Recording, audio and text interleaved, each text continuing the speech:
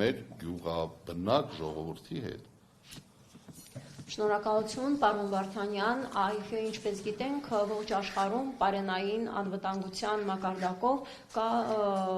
չափելու համար այդ անվտանգությունը։ Առկա է միջազգային Global Index միավոր,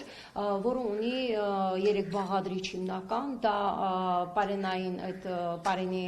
մատչելիությունն ու հասանելիությունն է տվյալ բնակչության համար, ապա որակը եւ անվտանգությունը։ Իսկ ինչ է ներգրվում Հայաստան, արդյոք պետական կառավարական մակարդակով վերահսկվում է ներգրված ապրանքները, թե ոչ։ Այնպես դուք նշեցիք, Թուրքիայից եւս ներգրվում են բավական պարենամթերքներ, ընդ որում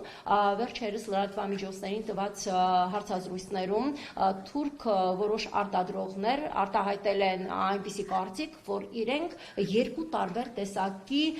ապրանքներ են արտադրում, մեկը ներքին սպառման համար, իրենց հենց թուրք ժողովրդի համար, իսկ մյուսը արտահանման համար, ընդ որում հատկապես հայերի համար, բայց թե ինչպես են այդ մթերքները հայտնվում հայկական շուկաներում, այսա իսկական խնդիր է եւ պետական մակարդակով ազգային անվտանգության ծառայությունների ոչ աչալրջության խնդիր է